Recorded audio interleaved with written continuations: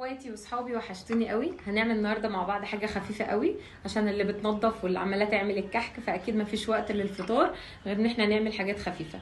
النهارده بقى نعمل مع بعض عدس. طبعا ستي وستكم الكلام ده كله كانت بتسلقه وحبه ملح وكان بيبقى زي الفل.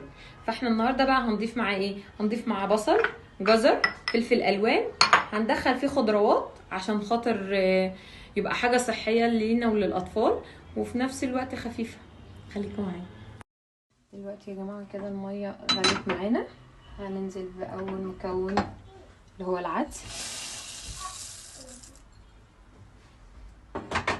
وهنضيف البصل، وهنضيف الجزر، فلفل الوان،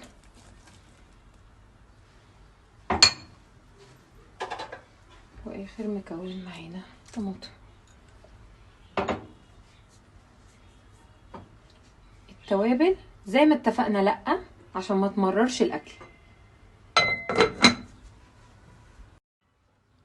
كده يا جماعه العدس بعد ما اتسلق هنضيفه مع بعض في الخلاط. بسم الله.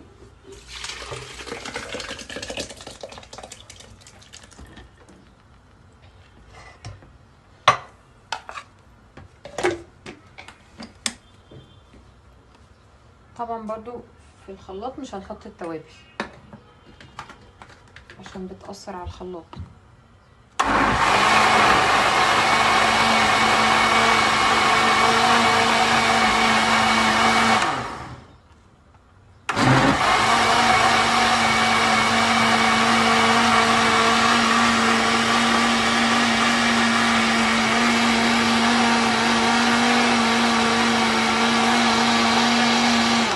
في نفس الوقت اللي احنا هنبقى مولعين على طاسه كده، على صينيه فيها معلقتين زبده بيتشوحوا، وهننزل عليها بالثوم.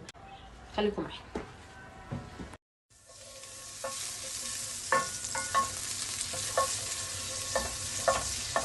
معلقه زبده تشوحها كده،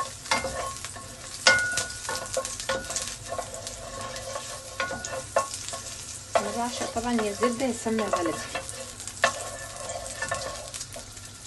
تدي ريحه وطعم للاكل. هننزل كده بالثوم،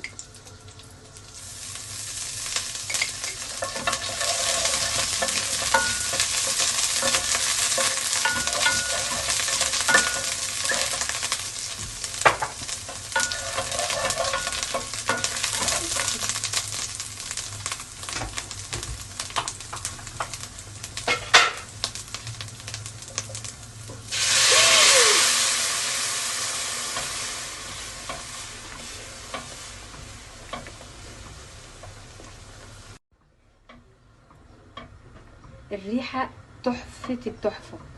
بصوا بقى كله كوم، والطشه بتاعتها دي كوم، دي التركايه بقى. في ناس بتعملها من غير طشه، لا جربوا تعملوها بطشه هتعجبكم جدا. مش هتبقوا يعني مش هتبقوا بتاكلوا عدس، لا هو اصلا خليناه في حته تانية باللي احنا عملناه ده. بحبكم قوي وكل سنه وانتم طيبين. حاجه خفيفه وسهله وبطريقه جديده. طبعا هي كده خلاص خلصت. لو احنا بقى قبل الفطار مثلا هنبتدي نسخنها، ممكن نضيف عليها التوابل قبل الفطار، يعني ما نخليش التوابل فيها. لما التوابل بتبقى لسه نازله، طبعا احنا قلنا التوابل مع بعض اهي عشان احنا خلاص قبل الفطار. ضفنا كده التوابل. كل ما الحاجه تبقى التوابل لسه محطوطه، طعم التوابل بيبقى ظاهر وفي نفس الوقت ما بيمررش يا جماعه. جربوها وقولوا لي رايكم ايه في الكومنتات، وبحبكم قوي وكل سنه وانتم طيبين.